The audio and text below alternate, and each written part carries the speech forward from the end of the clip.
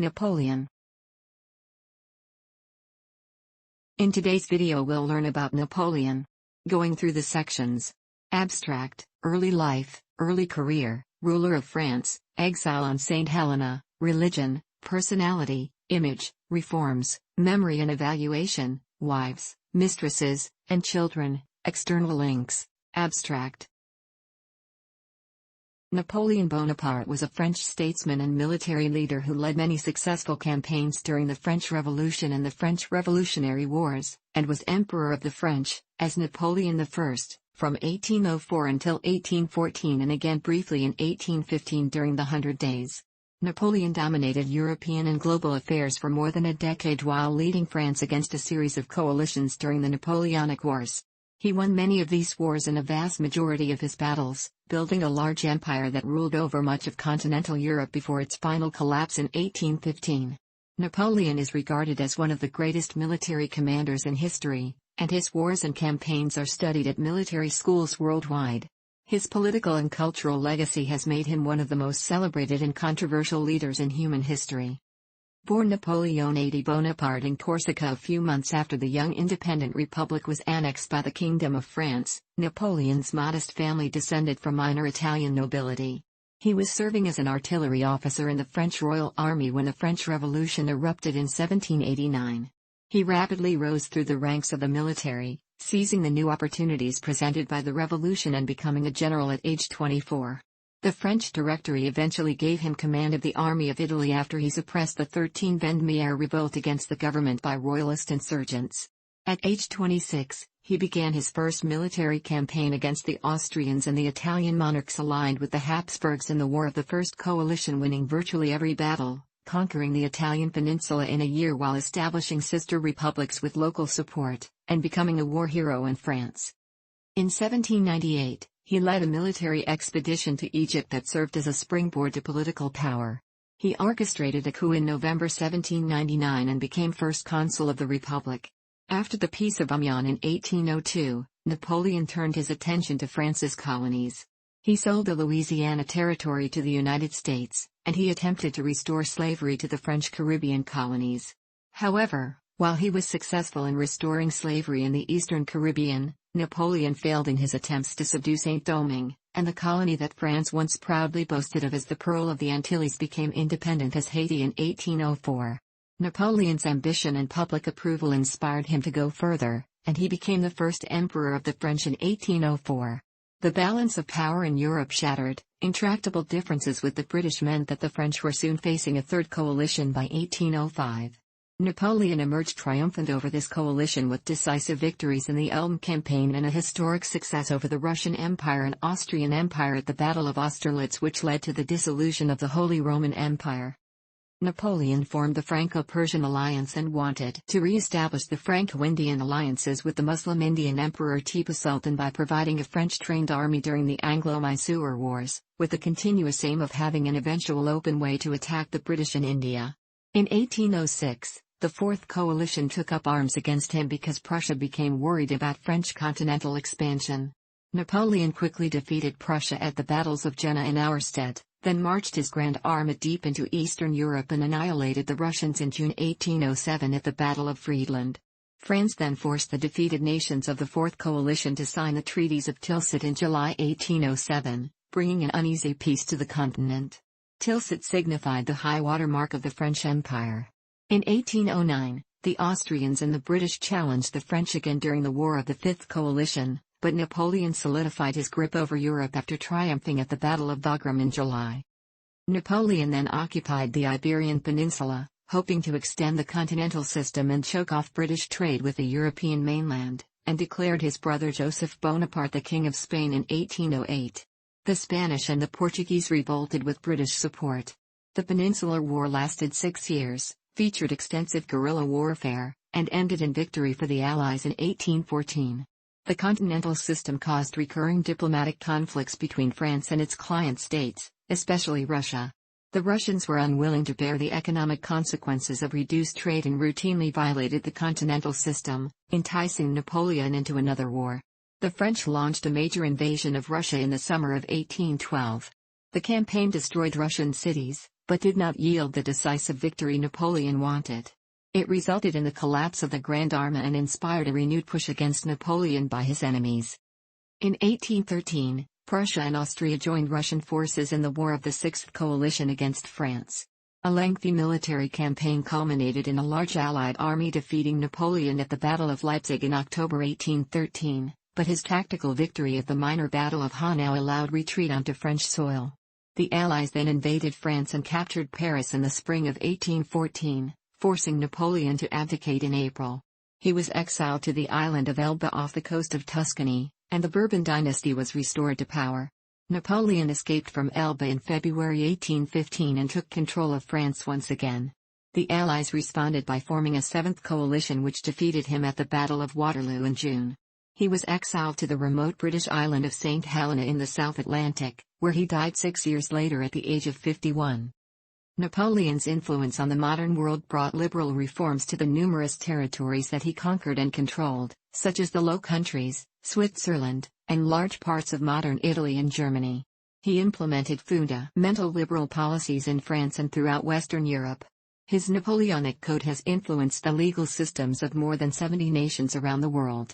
British historian Andrew Roberts states, "The ideas that underpin our modern world meritocracy, equality before the law, property rights, religious toleration, modern secular education, sound finances, and so on were championed, consolidated, codified and geographically extended by Napoleon. To them he added a rational and efficient local administration, an end to rural banditry, the encouragement of science and the arts, the abolition of feudalism and the greatest codification of laws since the fall of the Roman Empire." This project compresses information gathered from Wikipedia in video format. Why should I watch it?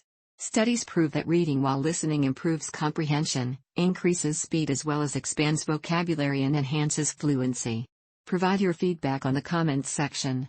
Support the channel by subscribing and liking the video, thanks. Early life.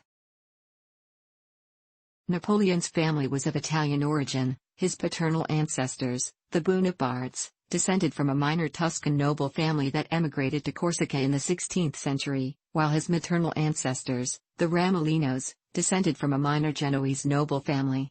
"I am more of an Italian, or Tuscan, than a Corsican," Napoleon was to say, and many descendants of the Italian colonists in Corsica considered themselves as such, but nothing in fact connected them to the villages they considered the homeland, the land their ancestors had left to take up residence in Corsican cities. They may have presented themselves as continental out of a desire for honor and distinction, but this does not prove they really were as foreign as they themselves often imagined. We might say that they grew all the more attached to their Italian origins as they moved further and further away from them, becoming ever more deeply integrated into Corsican society through marriages. This was as true of the Bonapartes as of anyone else related to the Genoese and Tuscan nobilities by virtue of titles that were, to tell the truth, suspect. The Bonapartes were also the relatives, by marriage and by birth, of the Pietrasentes, Costas, Paravicinis, and Bonalis, all Corsican families of the interior. His parents Carlo Maria di Bonaparte and Maria Letizia Ramolino maintained an ancestral home called Casa Bonaparte in Ajaccio. Napoleon was born there on August 15, 1769, their fourth child and third son. A boy and girl were born first but died in infancy. He had an elder brother, Joseph, and younger siblings Lucien, Elisa, Louis, Pauline, Caroline, and Trim. Napoleon was baptized as a Catholic. In his youth, his name was also spelled as Napoleone, Nabulio, Napoleon, and Napoleone. Napoleon was born the same year the Republic of Genoa ceded Corsica to France. The state sold sovereign rights a year before his birth in 1768, and the island was conquered by France during the year of his birth and formally incorporated as a province in 1770, after 500 years under Genoese rule and 14 years of independence. Napoleon's parents joined the Corsican resistance and fought against the French to maintain independence, even when Maria was pregnant with him. His father was an attorney who went on to be named Corsica's representative to the court of Louis XVI in 1777. The dominant influence of Napoleon's childhood was his mother, whose firm discipline restrained a rambunctious child. Later in life Napoleon stated, "The future destiny of the child is always the work of the mother." Napoleon's maternal grandmother had married into the Swiss Fesch family in her second marriage, and Napoleon's uncle, the Cardinal Joseph Fesch, would fulfill a role as protector of the Bonaparte family for some years. Napoleon's noble, moderately affluent background afforded him greater opportunities to study than were available to a typical Corsican at the time. When he turned 9 years old, he moved to the French mainland and enrolled at a religious school in Autun in January 1779. In May, he transferred with a scholarship to a military academy at Brianlichto. In his youth he was an outspoken Corsican nationalist and supported the state's independence from France. Like many Corsicans, Napoleon spoke and read Corsican, as his mother tongue, and Italian, as the official language of Corsica. He began learning French in school at around age 10. Although he became fluent in French, he spoke with a distinctive Corsican accent and never learned how to spell French correctly.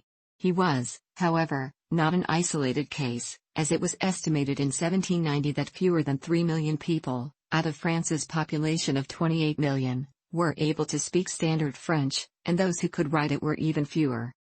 Napoleon was routinely bullied by his peers for his accent, birthplace, short stature, mannerisms and inability to speak French quickly. Bonaparte became reserved and melancholy, applying himself to reading. An examiner observed that Napoleon has always been distinguished for his application in mathematics.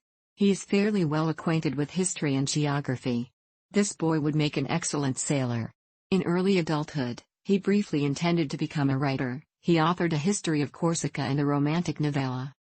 On completion of his studies at Brienne in 1784, Napoleon was admitted to the École Militaire in Paris. He trained to become an artillery officer and, when his father's death reduced his income, was forced to complete the 2-year course in 1 year. He was the first Corsican to graduate from the École Militaire. He was examined by the famed scientist Pierre-Simon Laplace. Early career. Upon graduating in September 1785, Bonaparte was commissioned a second lieutenant in Laffrey Artillery Regiment. He served in Valence and Auxonne until after the outbreak of the Revolution in 1789. The young man still was a fervent Corsican nationalist during this period and asked for leave to join his mentor Pasquale Paoli, when the latter was allowed to return to Corsica by the National Assembly. Paoli had no sympathy for Napoleon, however, as he deemed his father a traitor for having deserted his cause for Corsican independence. He spent the early years of the revolution in Corsica, fighting in a complex three-way struggle among royalists, revolutionaries, and Corsican nationalists.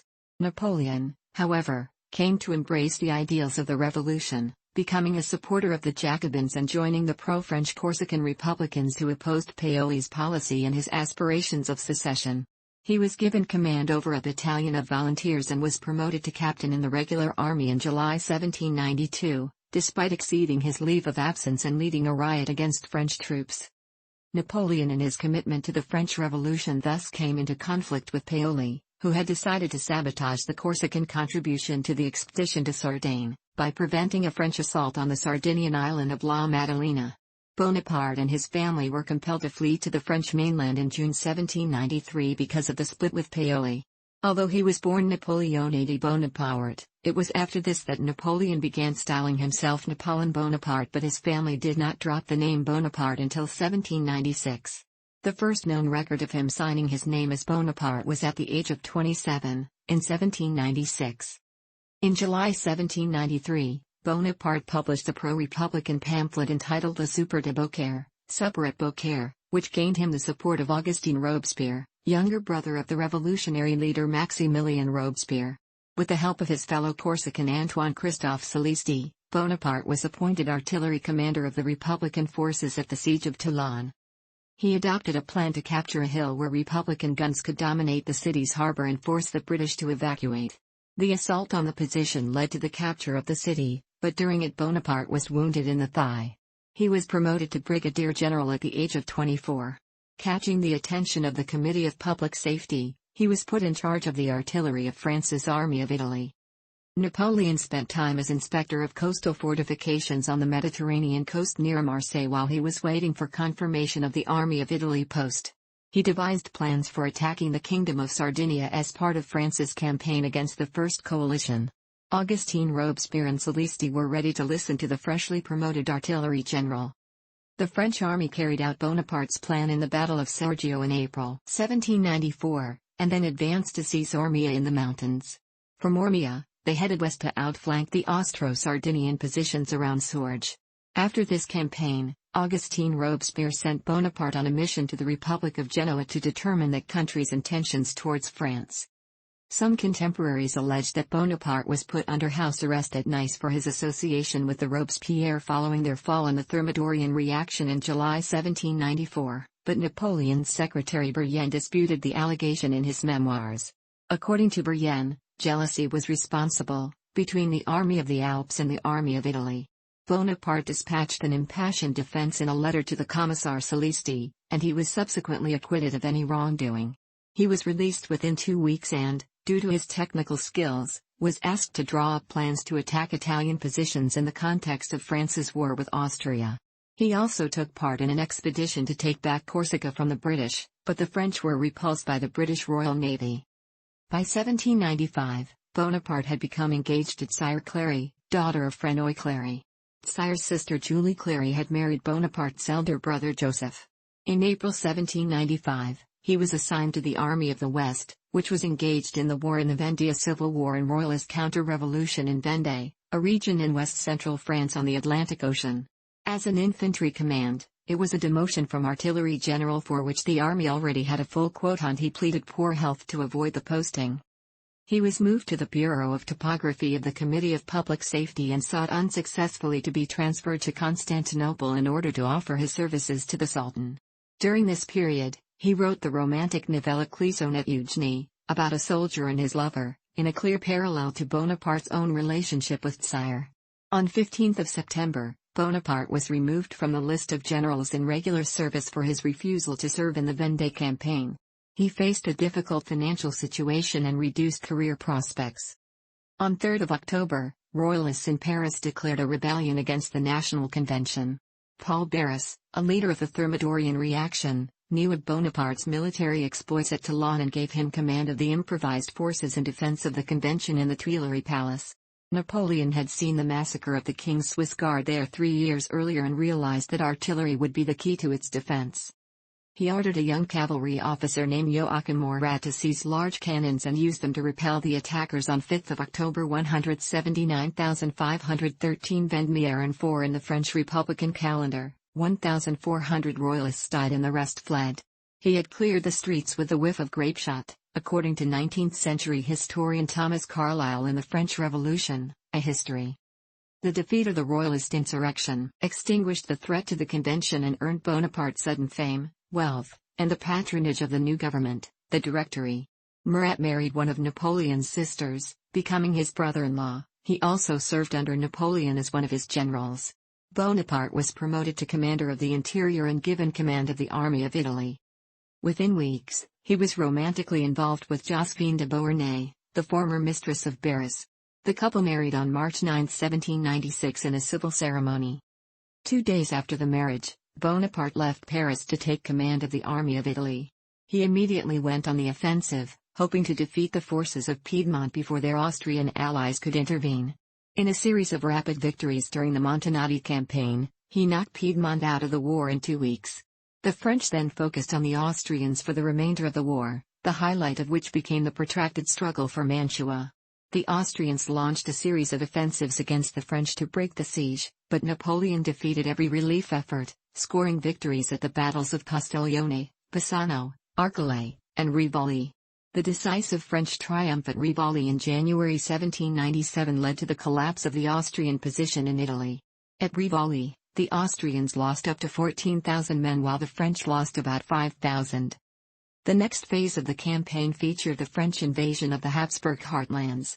French forces in southern Germany had been defeated by the Archduke Charles in 1796, but the Archduke withdrew his forces to protect Vienna after learning about Napoleon's assault. In the first encounter between the two commanders, Napoleon pushed back his opponent and advanced deep into Austrian territory after winning at the Battle of Tarvis in March 1797. The Austrians were alarmed by the French thrust that reached all the way to Leoben, about 100 kilometers from Vienna, and finally decided to sue for peace. The Treaty of Leoben, followed by the more comprehensive Treaty of Campo Formio, gave France control of most of northern Italy and the Low Countries, and a secret clause promised the Republic of Venice to Austria. Bonaparte marched on Venice and forced its surrender, ending 1,100 years of independence. He also authorized the French to loot treasures such as the horses of Saint Mark. His application of conventional military ideas to real-world situations enabled his military triumphs, such as creative use of artillery as a mobile force to support his infantry. He stated later in life, "I have fought 60 battles and I have learned nothing which I did not know at the beginning. Look at Caesar, he fought the first like the last." Bonaparte could win battles by concealment of troop deployments and concentration of his forces on the hinge of an enemy's weakened front. If he could not use his favorite envelopment strategy, he would take up the central position and attack two cooperating forces at their hinge, swing round to fight one until it fled, then turn to face the other. In this Italian campaign, Bonaparte's army captured 150,000 prisoners, 540 cannons, and 170 standards. The French army fought 67 actions and won 18 pitched battles through superior artillery technology and Bonaparte's tactics. During the campaign, Bonaparte became increasingly influential in French politics. He founded two newspapers, one for the troops in his army and another for circulation in France. The Royalists attacked Bonaparte for looting Italy and warned that he might become a dictator. Napoleon's forces extracted an estimated $45 million in funds from Italy during their campaign there, another $12 million in precious metals and jewels. His forces also confiscated more than 300 priceless paintings and sculptures. Bonaparte sent General Pierre Augereau to Paris to lead a coup d'état and purge the Royalists on 4 September coup of 18 Fructidor. This left Barras and his Republican allies in control again but dependent on Bonaparte, who proceeded to peace negotiations with Austria. These negotiations resulted in the Treaty of Campo Formio, and Bonaparte returned to Paris in December as a hero. He met Talleyrand, France's new foreign minister who served in the same capacity for Emperor Napoleon, and they began to prepare for an invasion of Britain. After 2 months of planning, Bonaparte decided that France's naval power was not yet strong enough to confront the British Royal Navy. He decided on a military expedition to seize Egypt and thereby undermine Britain's access to its trade interests in India. Bonaparte wished to establish a French presence in the Middle East, linking with Tipu Sultan, the Sultan of Mysore that fought the long-four Anglo-Mysore Wars during the British invasion of India. Napoleon assured the Directory that as soon as he had conquered Egypt, he will establish relations with the Indian princes and, together with him, attack the English in their possessions. The Directory agreed in order to secure a trade route to India. In May 1798, Bonaparte was elected a member of the French Academy of Sciences. His Egyptian expedition included a group of 167 scientists, with mathematicians, naturalists, chemists, and geodesists among them. Their discoveries included the Rosetta Stone, and their work was published in the Description d'Egypte in 1809. En route to Egypt, Bonaparte reached Malta on June 9, 1798, then controlled by the Knights Hospitaller. Grand Master Ferdinand von Humpecht zu Bolheim surrendered after token resistance, and Bonaparte captured an important naval base with the loss of only 3 men. General Bonaparte and his expedition eluded pursuit by the Royal Navy and landed at Alexandria on 1 July. He fought the Battle of Shabrakit against the Mamluks, Egypt's ruling military caste. This helped the French practice their defensive tactic for the Battle of the Pyramids, fought on 21 July, about 24 kilometers, 15 miles, from the pyramids. General Bonaparte's forces of 25,000 roughly equaled those of the Mamluks' Egyptian cavalry. 29 French and approximately 2,000 Egyptians were killed. The victory boosted the morale of the French army. On August 1, 1798, the British fleet under Sir Horatio Nelson captured or destroyed all but 2 French vessels in the Battle of the Nile, defeating Bonaparte's goal to strengthen the French position in the Mediterranean. His army had succeeded in a temporary increase of French power in Egypt, though it faced repeated uprisings. In early 1799, he moved an army into the Ottoman province of Damascus, Syria and Galilee. Bonaparte led these 13,000 French soldiers in the conquest of the coastal towns of Arish, Gaza, Jaffa, and Haifa. The attack on Jaffa was particularly brutal. Bonaparte discovered that many of the defenders were former prisoners of war, ostensibly on parole, so he ordered the garrison and 1,400 prisoners to be executed by bayonet or drowning to save bullets. Men, women, and children were robbed and murdered for 3 days. Bonaparte began with an army of 13,000 men, 1,500 were reported missing, 1,200 died in combat, and thousands perished from disease, mostly bubonic plague. He failed to reduce the fortress of Acre, so he marched his army back to Egypt in May. To speed up the retreat, Bonaparte ordered plague-stricken men to be poisoned with opium. The number who died remains disputed, ranging from a low of 30 to a high of 580. He also brought out 1,000 wounded men. Back in Egypt on 25 July, Bonaparte defeated an Ottoman amphibious invasion at Abu Qir, ruler of France. While in Egypt, Bonaparte stayed informed of European affairs. He learned that France had suffered a series of defeats in the War of the Second Coalition. On August 24, 1799, he took advantage of the temporary departure of British ships from French coastal ports and set sail for France, despite the fact that he had received no explicit orders from Paris. The army was left in the charge of Jean-Baptiste Colbert. Unknown to Bonaparte, the Directory had sent him orders to return to ward off possible invasions of French soil, but poor lines of communication prevented the delivery of these messages. By the time that he reached Paris in October, France's situation had been improved by a series of victories. The Republic, however, was bankrupt and the ineffective Directory was unpopular with the French population. The Directory discussed Bonaparte's desertion but was too weak to punish him. Despite the failures in Egypt, Napoleon returned to a hero's welcome. He drew together an alliance with Director Emmanuel Joseph Sieyès, his brother Lucien, Speaker of the Council of 500 Roger Ducos, Director Joseph Fouché, and Talleyrand, and they overthrew the Directory by a coup d'état on November 9, 1799, the 18th Brumaire according to the revolutionary calendar, closing down the Council of 500.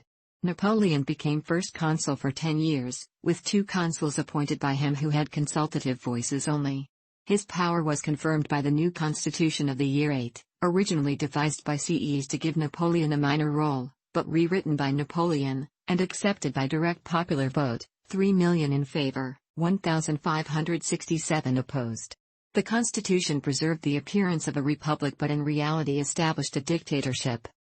Napoleon established a political system that historian Martin Lyons called dictatorship by plebiscite.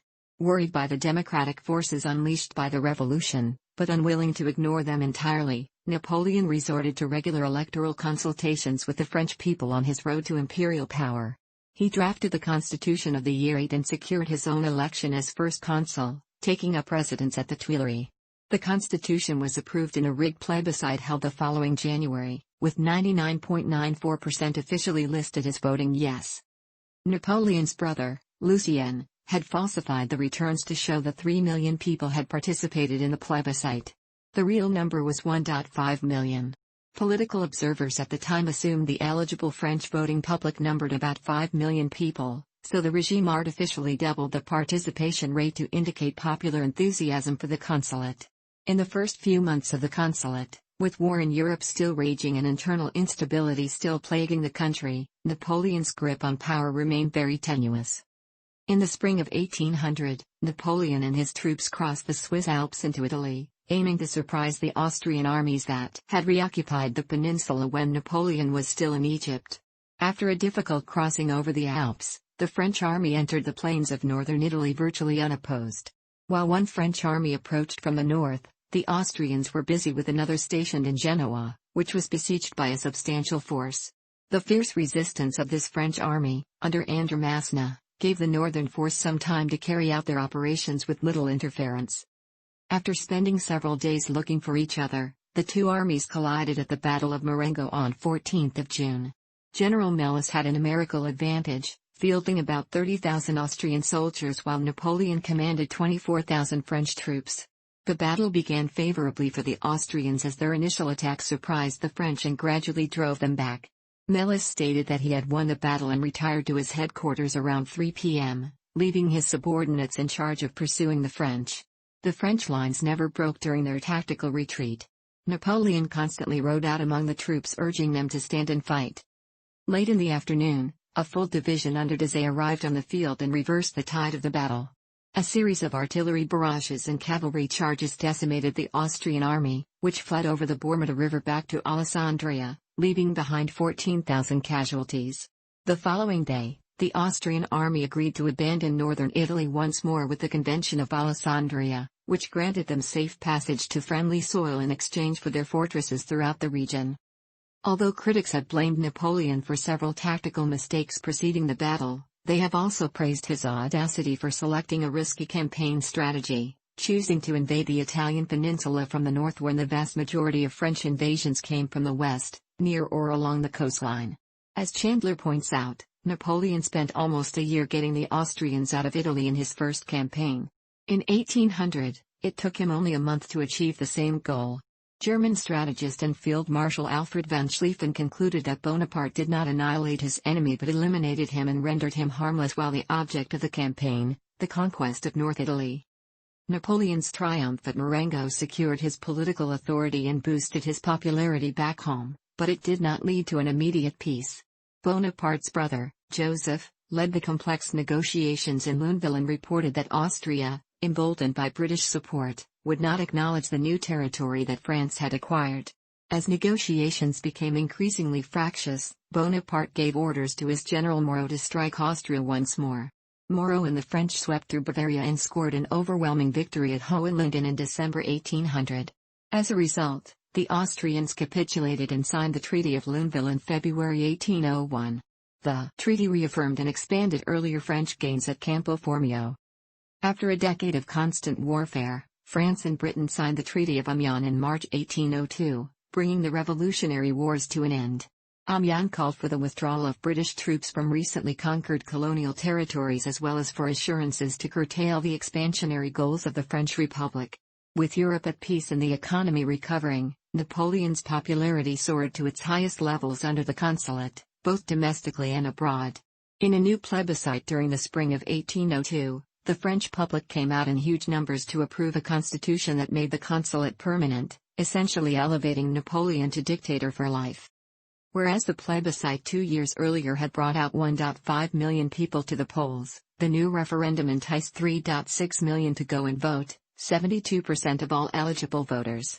There was no secret ballot in 1802 and few people wanted to openly defy the regime. The constitution gained approval with over 99% of the vote. His broad powers were spelled out in the new constitution, Article 1. The French people name, and the Senate proclaims Napoleon Bonaparte first consul for life. After 1802, he was generally referred to as Napoleon rather than Bonaparte. The brief peace in Europe allowed Napoleon to focus on the French colonies abroad. Saint-Domingue had managed to acquire a high level of political autonomy during the Revolutionary Wars, with Toussaint Louverture installing himself as de facto dictator by 1801. Napoleon saw his chance to recuperate the formerly wealthy colony when he signed the Treaty of Amiens. In the 1780s, Saint-Domingue had been France's wealthiest colony, producing more sugar than all the British West Indies colonies put together. However, during the Revolution, the National Convention voted to abolish slavery in February 1794. Under the terms of Amiens, Napoleon agreed to appease British demands by not abolishing slavery in any colonies where the 1794 decree had never been implemented. However, the 1794 decree was only implemented in Saint-Domingue, Guadeloupe, and Guyane, and was a dead letter in Senegal, Mauritius, Réunion, and Martinique, the last of which had been conquered by the British, who maintained the institution of slavery on that Caribbean island. In Guadeloupe, the 1794 law abolished slavery, and it was violently enforced by Victor Hugues against opposition from slaveholders.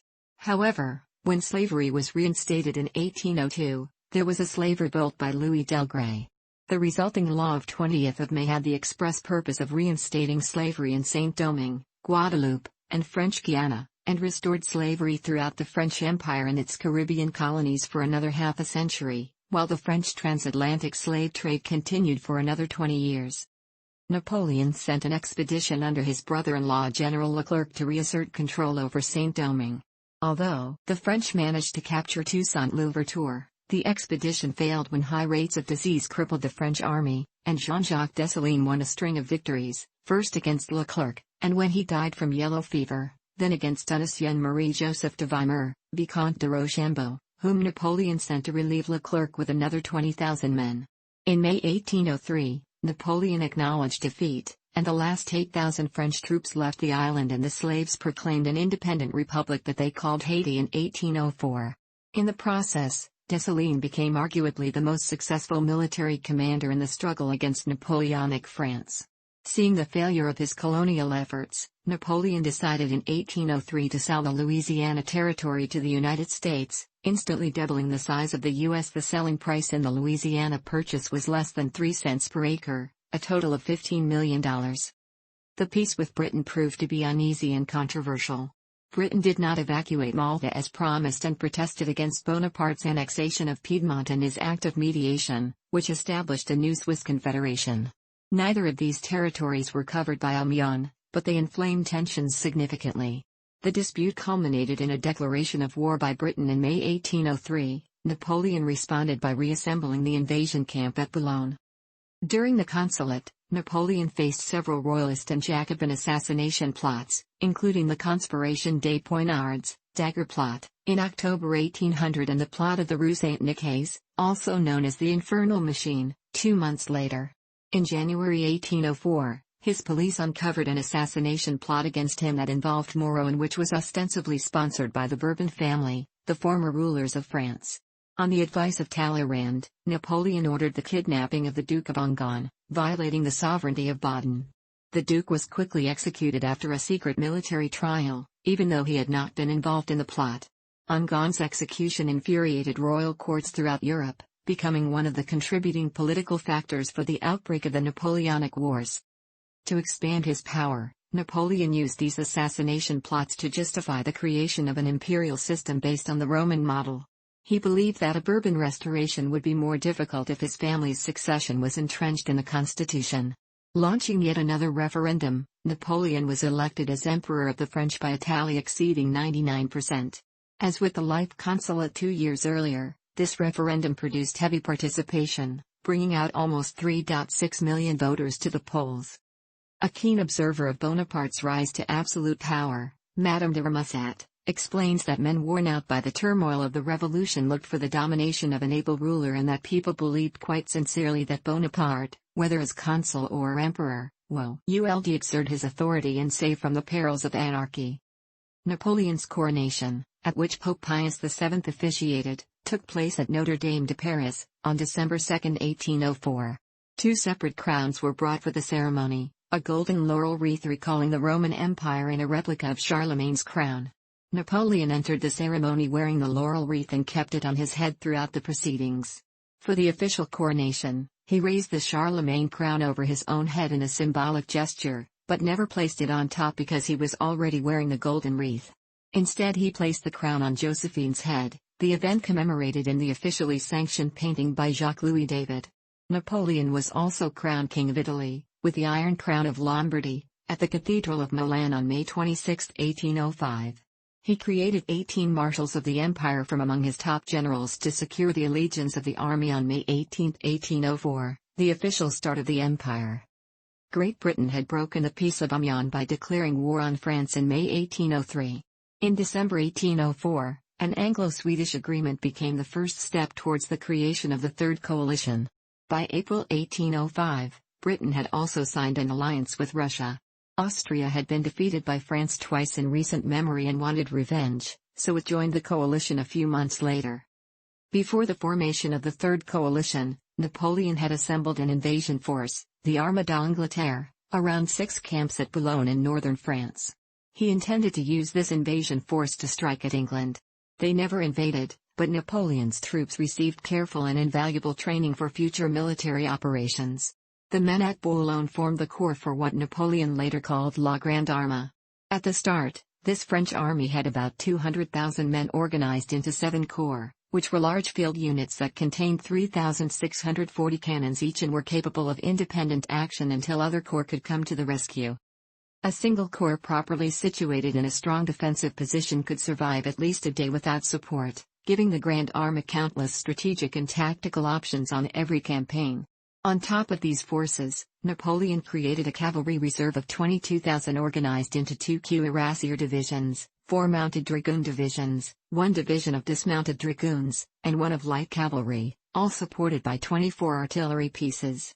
By 1805, the Grande Armée had grown to a force of 350,000 men, who were well equipped, well trained, and led by competent officers. Napoleon knew that the French fleet could not defeat the Royal Navy in a head-to-head battle, so he planned to lure it away from the English Channel through diversionary tactics.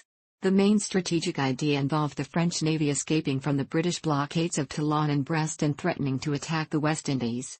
In the face of this attack, it was hoped, the British would weaken their defense of the western approaches by sending ships to the Caribbean, allowing a combined Franco-Spanish fleet to take control of the channel long enough for French armies to cross and invade. However, the plan unraveled after the British victory at the Battle of Cape Finisterre in July 1805. French Admiral Villeneuve then retreated to Cadiz instead of linking up with French naval forces at Brest for an attack on the English Channel. By August 1805, Napoleon had realized that the strategic situation had changed fundamentally. Facing a potential invasion from his continental enemies, he decided to strike first and turned his army's sights from the English Channel to the Rhine. His basic objective was to destroy the isolated Austrian armies in southern Germany before their Russian allies could arrive. On 25 September, after great secrecy and feverish marching, 200,000 French troops began to cross the Rhine on a front of 260 kilometers, 160 miles.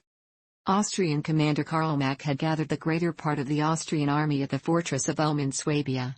Napoleon swung his forces to the southeast and the Grand Army performed an elaborate wheeling movement that outflanked the Austrian positions. The Ulm maneuver completely surprised General Mack, who belatedly understood that his army had been cut off.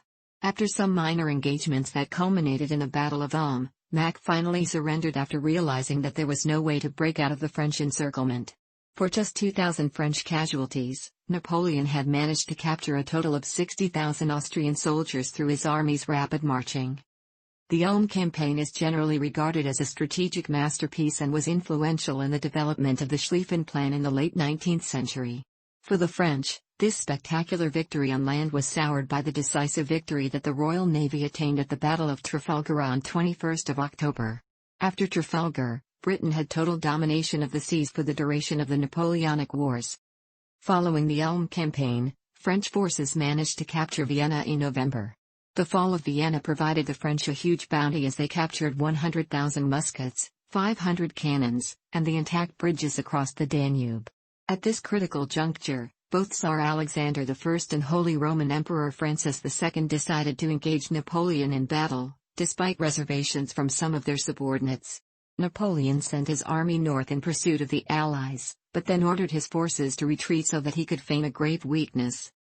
Desperate to lure the Allies into battle, Napoleon gave every indication in the days preceding the engagement that the French army was in a pitiful state, even abandoning the dominant Pratzen heights near the village of Austerlitz. At the Battle of Austerlitz, in Moravia on 2 December, he deployed the French army below the Pratzen heights and deliberately weakened his right flank, enticing the Allies to launch a major assault there in the hopes of rolling up the whole French line. A forced march from Vienna by Marshal Davout and his three corps plugged the gap left by Napoleon just in time. Meanwhile, the heavy Allied deployment against the French right flank weakened their center on the Pratzen heights, which was viciously attacked by the 4th Corps of Marshal Soult. With the Allied center demolished, the French swept through both enemy flanks and sent the Allies fleeing chaotically, capturing thousands of prisoners in the process. The battle is often seen as a tactical masterpiece because of the near-perfect execution of a calibrated but dangerous plane of the same stature as Cannae, the celebrated triumph by Hannibal some 2,000 years before. The Allied disaster at Austerlitz significantly shook the faith of Emperor Francis in the British-led war effort. France and Austria agreed to an armistice immediately and the Treaty of Pressburg followed shortly after on 26 December. Pressburg took Austria out of both the war and the coalition while reinforcing the earlier treaties of Campo Formio and of Luneville between the two powers. The treaty confirmed the Austrian loss of lands to France in Italy and Bavaria, and lands in Germany to Napoleon's German allies. It also imposed an indemnity of 40 million francs on the defeated Habsburgs and allowed the fleeing Russian troops free passage through hostile territories and back to their home soil. Napoleon went on to say, "The Battle of Austerlitz is the finest of all I have fought." Frank McLean suggests that Napoleon was so successful at Austerlitz that he lost touch with reality, and what used to be French foreign policy became a personal Napoleonic one.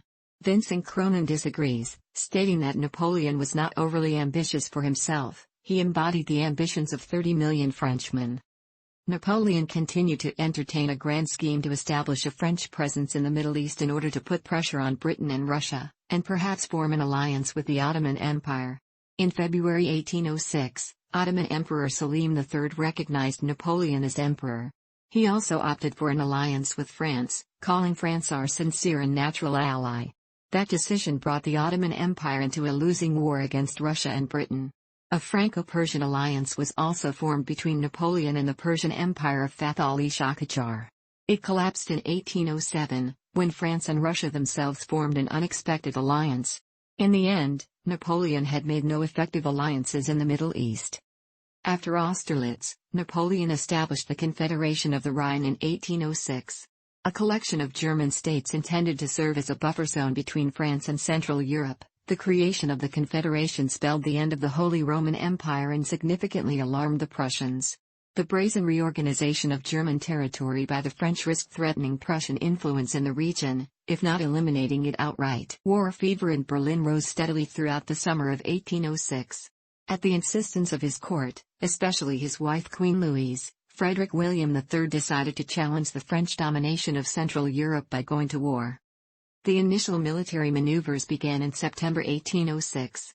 In a letter to Marshal Soult detailing the plan for the campaign, Napoleon described the essential features of Napoleonic warfare and introduced the phrase "la bataille en quart," square battalion. In the bataille en quart system, the various corps of the Grand Army would march uniformly together in close supporting distance. If any single corps was attacked, the others could quickly spring into action and arrive to help. Napoleon invaded Prussia with 180,000 troops, rapidly marching on the right bank of the river Zala. As in previous campaigns, his fundamental objective was to destroy one opponent before reinforcements from another could tip the balance of the war. Upon learning the whereabouts of the Prussian army, the French swung westwards and crossed the Zala with overwhelming force. At the twin battles of Jena and Auerstedt, fought on 14 October, the French convincingly defeated the Prussians and inflicted heavy casualties. With several major commanders dead or incapacitated, the Prussian king proved incapable of effectively commanding the army, which began to quickly disintegrate. In a vaunted pursuit that epitomized the peak of Napoleonic warfare, according to historian Richard Brooks, the French managed to capture 140,000 soldiers, over 2,000 cannons and hundreds of ammunition wagons, all in a single month. Historian David Chandler wrote of the Prussian forces, "Never has the morale of any army been more completely shattered." Despite their overwhelming defeat, the Prussians refused to negotiate with the French until the Russians had an opportunity to enter the fight. Following his triumph, Napoleon imposed the first elements of the Continental System through the Berlin Decree issued in November 1806. The Continental System, which prohibited European nations from trading with Britain, was widely violated throughout his reign. In the next few months, Napoleon marched against the advancing Russian armies through Poland and was involved in the bloody stalemate at the Battle of Eylau in February 1807. After a period of rest and consolidation on both sides, the war restarted in June with an initial struggle at Heilsberg that proved indecisive. On 14 June Napoleon obtained an overwhelming victory over the Russians at the Battle of Friedland, wiping out the majority of the Russian army in a very bloody struggle. The scale of their defeat convinced the Russians to make peace with the French. On 19 June, Tsar Alexander sent an envoy to seek an armistice with Napoleon. The latter assured the envoy that the Vistula River represented the natural borders between French and Russian influence in Europe. On that basis, the two emperors began peace negotiations at the Toe and of Tilsit after meeting on an iconic raft on the river Niemen. The very first thing Alexander said to Napoleon was probably well calibrated: "I hate the English as much as you do." Alexander faced pressure from his brother, Duke Constantine, to make peace with Napoleon. Given the victory he had just achieved, the French emperor offered the Russians relatively lenient terms demanding that Russia join the Continental System, withdraw its forces from Wallachia and Moldavia, and hand over the Ionian Islands to France. By contrast, Napoleon dictated very harsh peace terms for Prussia, despite the ceaseless exhortations of Queen Louise. Wiping out half of Prussian territories from the map, Napoleon created a new kingdom of 2,800 square kilometers called Westphalia and appointed his young brother Jerome as its monarch. Prussia's humiliating treatment at Tilsit caused a deep and bitter antagonism which festered as the Napoleonic era progressed. Moreover, Alexander's pretensions at friendship with Napoleon led the latter to seriously misjudge the true intentions of his Russian counterpart, who would violate numerous provisions of the treaty in the next few years. Despite these problems, the treaties of Tilsit at last gave Napoleon a respite from war and allowed him to return to France, which he had not seen in over 300 days. The settlements at Tilsit gave Napoleon time to organize his empire. One of his major objectives became enforcing the continental system against the British forces. He decided to focus his attention on the Kingdom of Portugal, which consistently violated his trade prohibitions. After defeat in the War of the Oranges in 1801, Portugal adopted a double-sided policy. At first, John VI agreed to close his ports to British trade. The situation changed dramatically after the Franco-Spanish defeat at Trafalgar. John grew bolder and officially resumed diplomatic and trade relations with Britain. Unhappy with this change of policy by the Portuguese government, Napoleon negotiated a secret treaty with Charles IV of Spain and sent an army to invade Portugal. On October 17, 1807, 24,000 French troops under General Junot crossed the Pyrenees with Spanish cooperation and headed towards Portugal to enforce Napoleon's orders. This attack was the first step in what would eventually become the Peninsular War, a 6-year struggle that significantly sapped French strength. Throughout the winter of 1808, French agents became increasingly involved in Spanish internal affairs, attempting to incite discord between members of the Spanish royal family. On February 16, 1808, secret French machinations finally materialized when Napoleon announced that he would intervene to mediate between the rival political factions in the country. Marshal Murat led 120,000 troops into Spain. The French arrived in Madrid on 24 March, where wild riots against the occupation erupted just a few weeks later. Napoleon appointed his brother, Joseph Bonaparte, as the new King of Spain in the summer of 1808. The appointment enraged a heavily religious and conservative Spanish population. Resistance to French aggression soon spread throughout Spain. The shocking French defeat at the Battle of Bayonne in July gave hope to Napoleon's enemies and partly persuaded the French emperor to intervene in person. Before going to Iberia, Napoleon decided to address several lingering issues with the Russians. At the Congress of Erfurt in October 1808, Napoleon hoped to keep Russia on his side during the upcoming struggle in Spain and during any potential conflict against Austria. The two sides reached an agreement, the Erfurt Convention, that called upon Britain to cease its war against France, that recognized the Russian conquest of Finland from Sweden and made it an autonomous Grand Duchy, and that affirmed Russian support for France in a possible war against Austria to the best of its ability. Napoleon then returned to France and prepared for war. The Grand Army, under the Emperor's personal command, rapidly crossed the Ebro River in November 1808 and inflicted a series of crushing defeats against the Spanish forces. After clearing the last Spanish force guarding the capital at Somosierra, Napoleon entered Madrid on 4 December with 80,000 troops. He then unleashed his soldiers against Moore and the British forces. The British were swiftly driven to the coast, and they withdrew from Spain entirely after a last stand at the Battle of Corunna in January 1809. Napoleon would end up leaving Iberia in order to deal with the Austrians in Central Europe, but the Peninsular War continued on long after his absence. He never returned to Spain after the 1808 campaign. Several months after Corunna, the British sent another army to the peninsula under the future Duke of Wellington. The war then settled into a complex and asymmetric strategic deadlock where all sides struggled to gain the upper hand. The highlight of the conflict became the brutal guerrilla warfare that engulfed much of the Spanish countryside. Both sides committed the worst atrocities of the Napoleonic Wars during this phase of the conflict. The vicious guerrilla fighting in Spain, largely absent from the French campaigns in Central Europe, severely disrupted the French lines of supply and communication.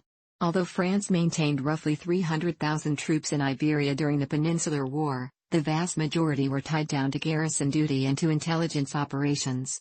The French were never able to concentrate all of their forces effectively, prolonging the war until events elsewhere in Europe finally turned the tide in favor of the Allies.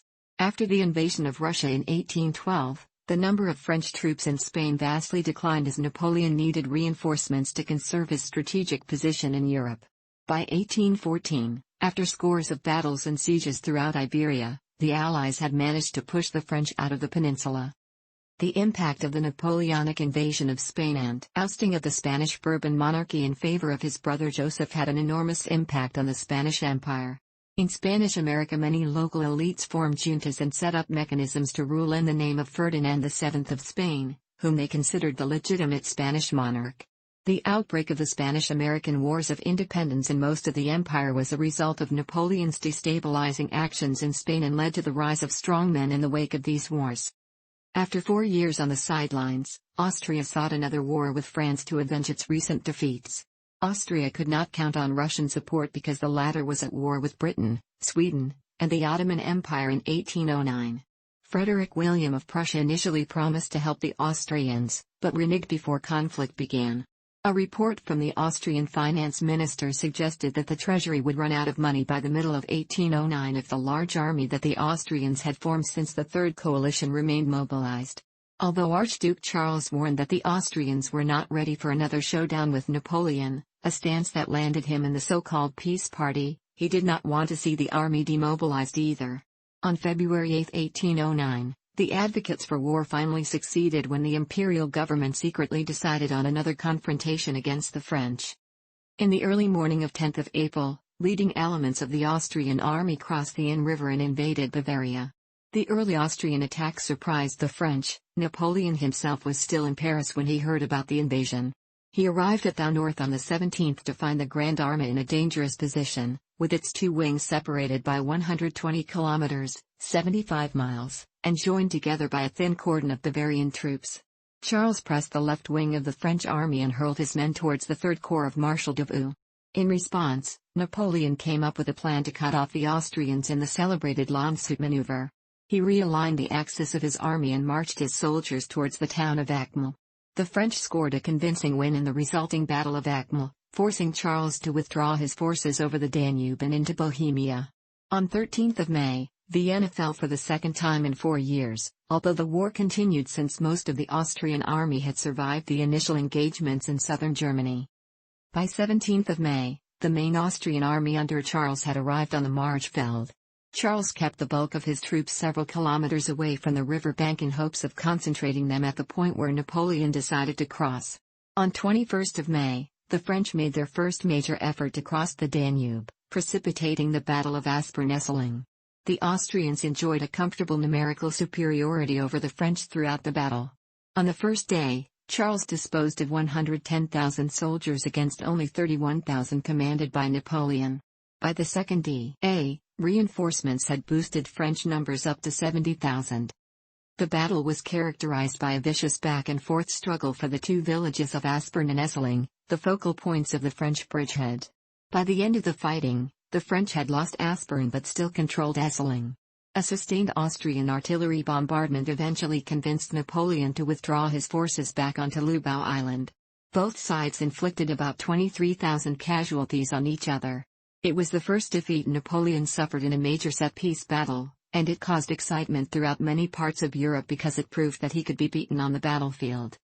After the setback at Aspern-Essling, Napoleon took more than 6 weeks in planning and preparing for contingencies before he made another attempt at crossing the Danube.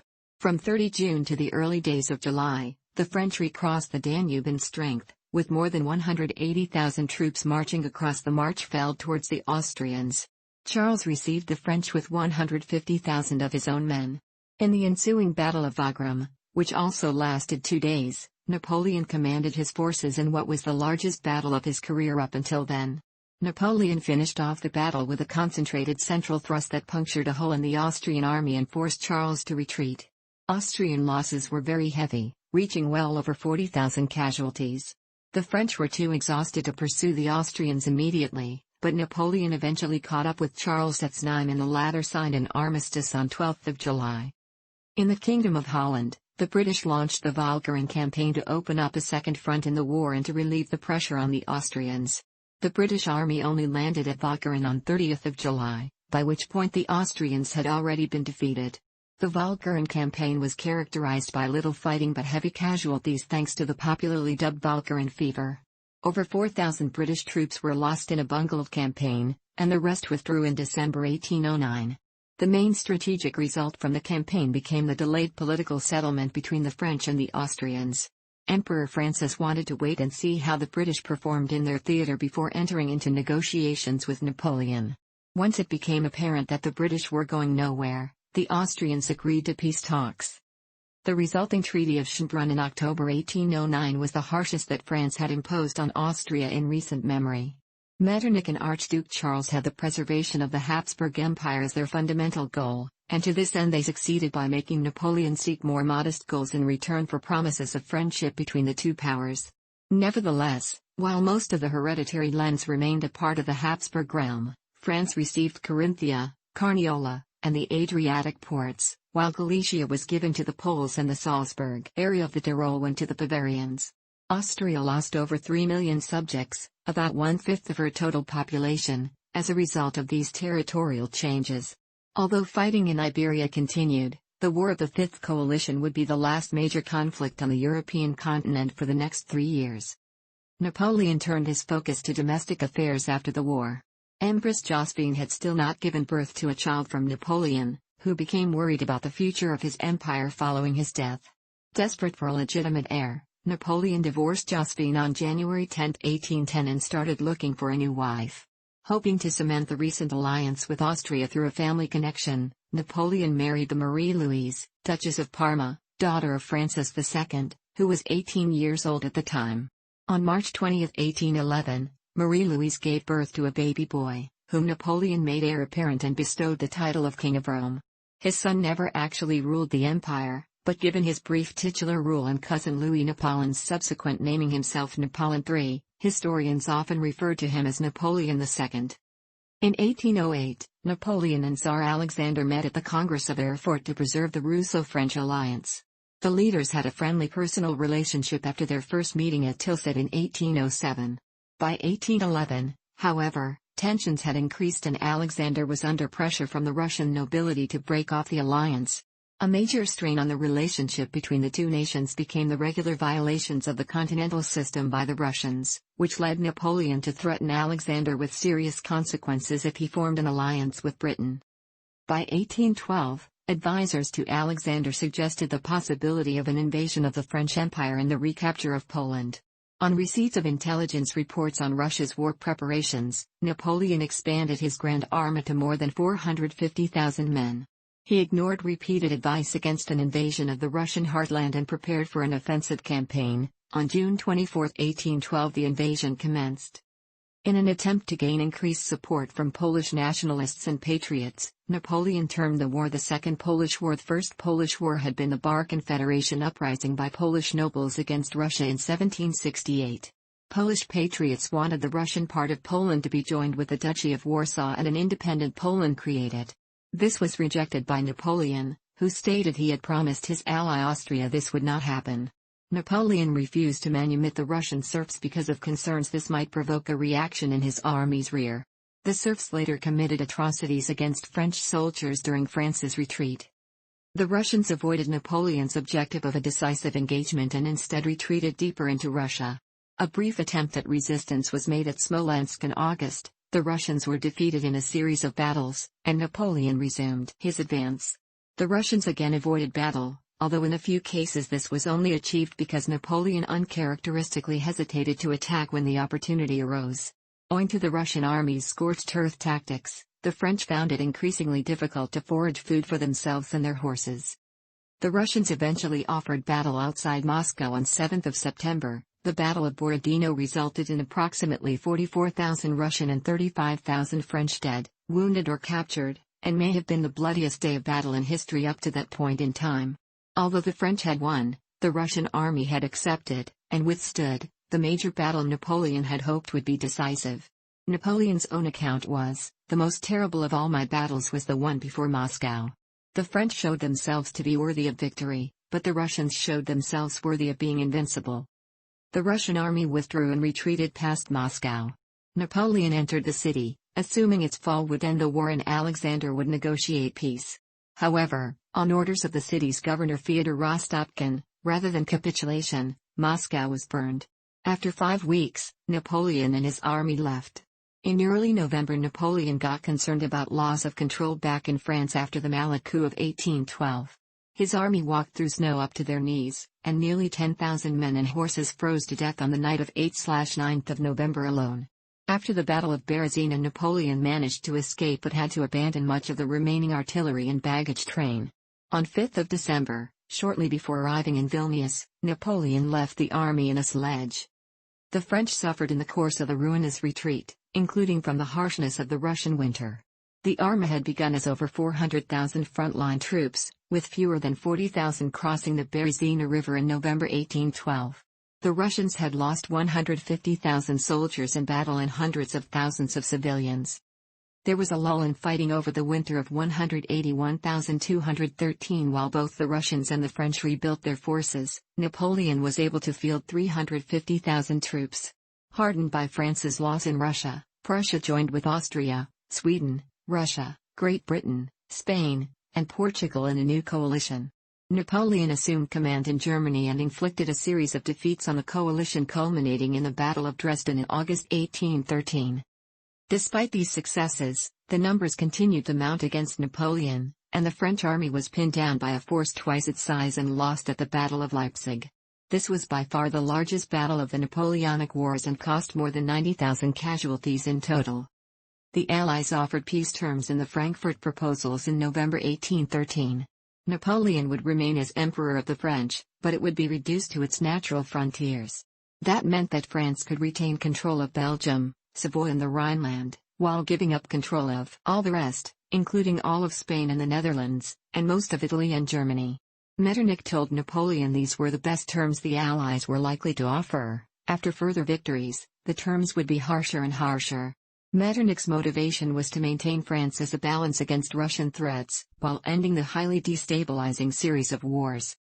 Napoleon, expecting to win the war, delayed too long and lost this opportunity. By December the Allies had withdrawn the offer. When his back was to the wall in 1814, he tried to reopen peace negotiations on the basis of accepting the Frankfurt Proposals. The Allies now had new, harsher terms that included the retreat of France to its 1791 boundaries, which meant the loss of Belgium. Napoleon would remain emperor, however he rejected the term. The British wanted Napoleon permanently removed, and they prevailed, but Napoleon adamantly refused. Napoleon withdrew back into France, his army reduced to 70,000 soldiers and little cavalry. He faced more than 3 times as many Allied troops. The French were surrounded, British armies pressed from the south, and other coalition forces positioned to attack from the German states. Napoleon won a series of victories in the 6 Days Campaign, though these were not significant enough to turn the tide. The leaders of Paris surrendered to the coalition in March 1814. On 1 April, Alexander addressed the Senate Conservator. Long docile to Napoleon, under Talleyrand's prodding it had turned against him. Alexander told the Senate that the Allies were fighting against Napoleon, not France, and they were prepared to offer honorable peace terms if Napoleon were removed from power. The next day, the Senate passed the Acte de Chance de l'Empereur, Emperor's Demise Act, which declared Napoleon deposed. Napoleon had advanced as far as Fontainebleau when he learned that Paris was lost. When Napoleon proposed the army march on the capital, his senior officers and marshals mutinied. On 4 April, led by Ney, the senior officers confronted Napoleon. When Napoleon asserted the army would follow him, Ney replied the army would follow its generals. While the ordinary soldiers and regimental officers wanted to fight on, the senior commanders were unwilling to continue. Without any senior officers or marshals, any prospective invasion of Paris would have been impossible.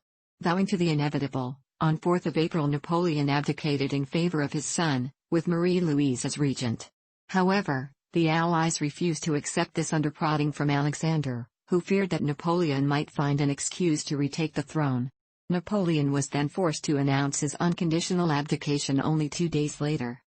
The Allied powers having declared that Emperor Napoleon was the sole obstacle to the restoration of peace in Europe, Emperor Napoleon, faithful to his oath, declares that he renounces, for himself and his heirs, the thrones of France and Italy, and that there is no personal sacrifice, even that of his life, which he is not ready to make in the interests of France. Done in the Palace of Fontainebleau, April 11, 1814. In the Treaty of Fontainebleau, the Allies exiled Napoleon to Elba, an island of 12,000 inhabitants in the Mediterranean, 20 kilometers, 12 miles, off the Tuscan coast.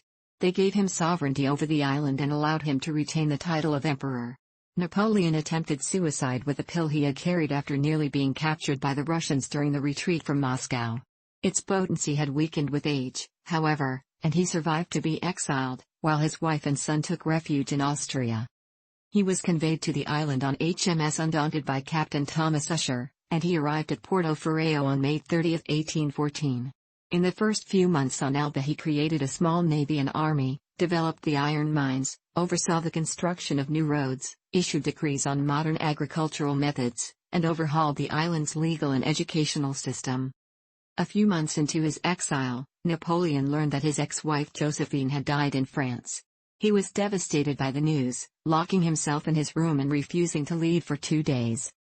Separated from his wife and son, who had returned to Austria, cut off from the allowance guaranteed to him by the Treaty of Fontainebleau, and aware of rumors he was about to be banished to a remote island in the Atlantic Ocean, Napoleon escaped from Elba in the brig Inconstant on February 26, 1815 with 700 men.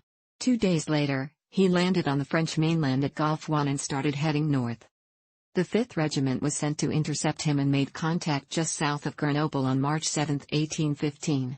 Napoleon approached the regiment alone, dismounted his horse and, when he was within gunshot range, shouted to the soldiers, "Here I am. Kill your emperor, if you wish." The soldiers quickly responded with, "Vive l'empereur!" Ney, who had boasted to the restored Bourbon king, Louis XVIII, that he would bring Napoleon to Paris in an iron cage, affectionately kissed his former emperor and forgot his oath of allegiance to the Bourbon monarch. The two then marched together toward Paris with a growing army. The unpopular Louis XVIII fled to Belgium after realizing that he had little political support. On 13 March, the powers at the Congress of Vienna declared Napoleon an outlaw. 4 days later, Great Britain, Russia, Austria, and Prussia each pledged to put 150,000 men into the field to end his rule. Napoleon arrived in Paris on 20 March and governed for a period now called the 100 Days. By the start of June the armed forces available to him had reached 200,000, and he decided to go on the offensive to attempt to drive a wedge between the oncoming British and Prussian armies. The French army of the north crossed the frontier into the United Kingdom of the Netherlands, in modern-day Belgium.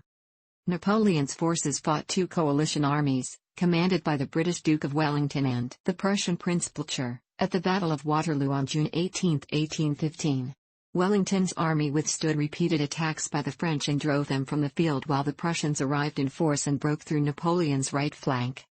Napoleon returned to Paris and found that both the legislature and the people had turned against him.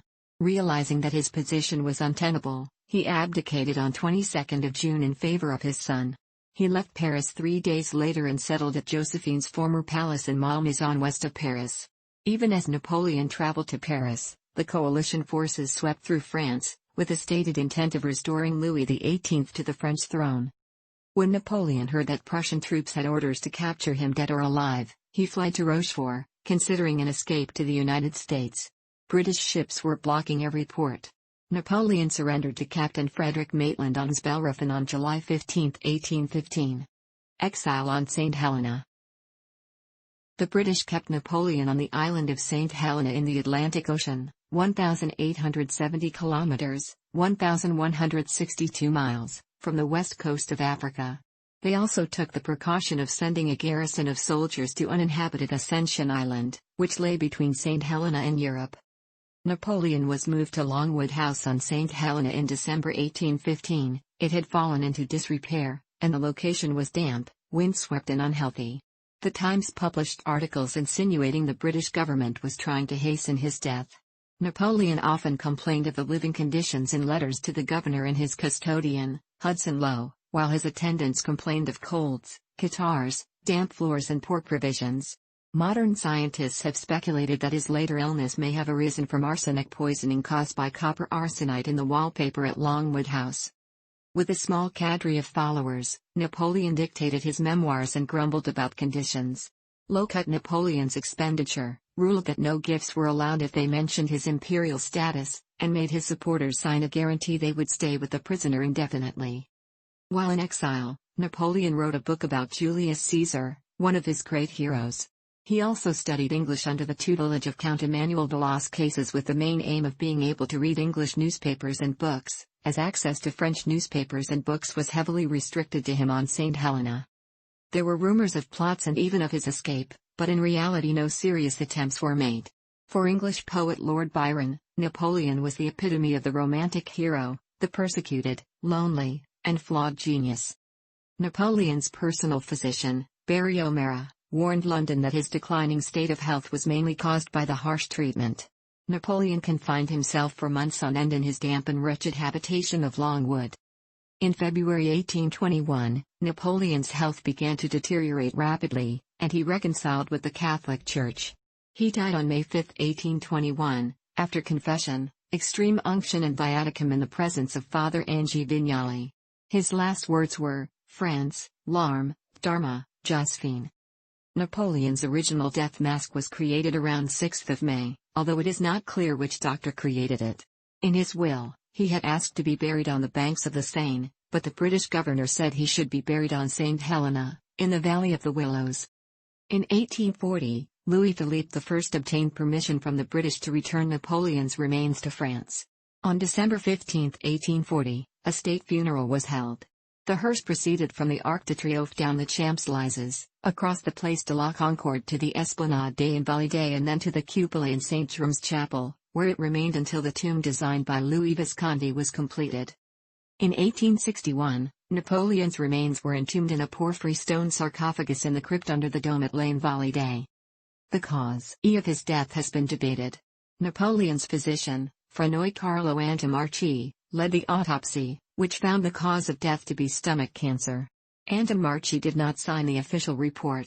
Napoleon's father had died of stomach cancer, although this was apparently unknown at the time of the autopsy.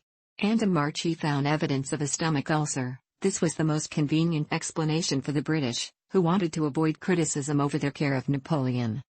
In 1955, the diaries of Napoleon's valet, Louis Marchand, were published. His description of Napoleon in the months before his death led Sten Verschuffo in a 1961 paper in Nature to put forward other causes for his death, including deliberate arsenic poisoning. Arsenic was used as a poison during the era because it was undetectable when administered over a long period. Furthermore, in a 1978 book with Ben Weider, Verschuffo noted that Napoleon's body was found to be well preserved when moved in 1840. Arsenic is a strong preservative, and therefore this supported the poisoning hypothesis. Verschuffo and Weider observed that Napoleon had attempted to quench abnormal thirst by drinking large amounts of orgeat syrup that contained cyanide compounds in the almonds used for flavoring. They maintained that the potassium tartrate used in his treatment prevented his stomach from expelling these compounds and that his thirst was a symptom of the poison. Their hypothesis was that the calomel given to Napoleon became an overdose, which killed him and left extensive tissue damage behind. According to a 2007 article, the type of arsenic found in Napoleon's hair shafts was mineral, the most toxic, and according to toxicologist Patrick Kins, this supported the conclusion that he was murdered. There have been modern studies that have supported the original autopsy finding. In a 2008 study, researchers analyzed samples of Napoleon's hair from throughout his life, as well as samples from his family and other contemporaries. All samples had high levels of arsenic, approximately 100 times higher than the current average. According to these researchers, Napoleon's body was already heavily contaminated with arsenic as a boy, and the high arsenic concentration in his hair was not caused by intentional poisoning. People were constantly exposed to arsenic from glues and dyes throughout their lives. Studies published in 2007 and 2008 dismissed evidence of arsenic poisoning, and confirmed evidence of peptic ulcer and gastric cancer as the cause of death. Religion. Napoleon was baptized in Ajaccio on July 21, 1771. He was raised as a Catholic but never developed much faith. As an adult, Napoleon was a deist, believing in an absent and distant God. However, he had a keen appreciation of the power of organized religion in social and political affairs, and he paid a great deal of attention to bending it to his purposes. He noted the influence of Catholicism's rituals and splendors. Napoleon had a civil marriage with Josephine de Beauharnais, without religious ceremony. Napoleon was crowned emperor on December 2, 1804 at Notre Dame de Paris in a ceremony presided over by Pope Pius VII. On the eve of the coronation ceremony, and at the insistence of Pope Pius VII, a private religious wedding ceremony of Napoleon and Josephine was celebrated. Cardinal Fesch performed the wedding. This marriage was annulled by tribunals under Napoleon's control in January 1810. On April 1, 1810, Napoleon married the Austrian Princess Marie-Louise in a Catholic ceremony. Napoleon was excommunicated by the Catholic Church, but later reconciled with the Church before his death in 1821. While in exile in St. Helena he is recorded to have said, "I know men, and I tell you that Jesus Christ is not a man." Seeking national reconciliation between revolutionaries and Catholics, the Concordat of 1801 was signed on July 15, 1801 between Napoleon and Pope Pius VII. It solidified the Roman Catholic Church as the majority church of France and brought back most of its civil status. The hostility of devout Catholics against the state had now largely been resolved. The Concordat did not restore the vast church lands and endowments that had been seized during the Revolution and sold off. As a part of the Concordat, Napoleon presented another set of laws called the Organic Articles. While the Concordat restored much power to the papacy, the balance of church-state relations had tilted firmly in Napoleon's favor. He selected the bishops and supervised church finances. Napoleon and the Pope both found the Concordat useful. Similar arrangements were made with the church in territories controlled by Napoleon, especially Italy and Germany. Now, Napoleon could win favor with the Catholics while also controlling Rome in a political sense. Napoleon said in April 1801, "Skillful conquerors have not got entangled with priests. They can both contain them and use them." French children were issued a catechism that taught them to love and respect Napoleon. In 1809, under Napoleon's orders, Pope Pius VII was placed under arrest in Italy, and in 1812 the prisoner pontiff was transferred to France, being held in the palace of Fontainebleau. Because the arrest was made in a clandestine manner, some sources describe it as a kidnapping. In January 1813, Napoleon personally forced the Pope to sign a humiliating Concordat of Fontainebleau which was later repudiated by the pontiff. The Pope was not released until 1814, when the coalition invaded France. Napoleon emancipated the Jews, as well as Protestants in Catholic countries and Catholics in Protestant countries, from laws which restricted them to ghettos, and he expanded their rights to property, worship, and careers. Despite the anti-Semitic reaction to Napoleon's policies from foreign governments and within France, he believed emancipation would benefit France by attracting Jews to the country given the restrictions they faced elsewhere. In 1806 an assembly of Jewish notables was gathered by Napoleon to discuss 12 questions broadly dealing with the relations between Jews and Christians, as well as other issues dealing with the Jewish ability to integrate into French society. Later, after the questions were answered in a satisfactory way according to the emperor, a great Sanhedrin was brought together to transform the answers into decisions that would form the basis of the future status of the Jews in France and the rest of the empire Napoleon was building. He stated, "I will never accept any proposals that will obligate the Jewish people to leave France, because to me the Jews are the same as any other citizen in our country. It takes weakness to chase them out of the country, but it takes strength to assimilate them." He was seen as so favorable to the Jews that the Russian Orthodox Church formally condemned him as Antichrist and the enemy of God. 1 year after the final meeting of the Sanhedrin, on March 17, 1808, Napoleon placed the Jews on probation. Several new laws restricting the citizenship the Jews had been offered 17 years previously were instituted at that time. However, despite pressure from leaders of a number of Christian communities to refrain from granting Jews emancipation, within 1 year of the issue of the new restrictions, they were once again lifted in response to the appeal of Jews from all over France. It is not known for certain if Napoleon was initiated into Freemasonry. As emperor, he appointed his brothers to Masonic offices under his jurisdiction. Louis was given the title of Deputy Grand Master in 1805, Jerome the title of Grand Master of the Grand Orient of Westphalia, Joseph was appointed Grand Master of the Grand Orient de France, and finally Lucien was a member of the Grand Orient of France. Personality. Historians emphasize the strength of the ambition that took Napoleon from an obscure village to command of most of Europe. In-depth academic studies about his early life conclude that up until age 2, he had a gentle disposition. His older brother, Joseph, frequently received their mother's attention which made Napoleon more assertive and approval-driven. During his early schooling years he would be harshly bullied by classmates for his Corsican identity and control of the French language. To withstand the stress he became domineering, eventually developing an inferiority complex. George F. E. Rudd stresses his rare combination of will, intellect and physical vigor. In one-on-one situations he typically had a hypnotic effect on people, seemingly bending the strongest leaders to his will.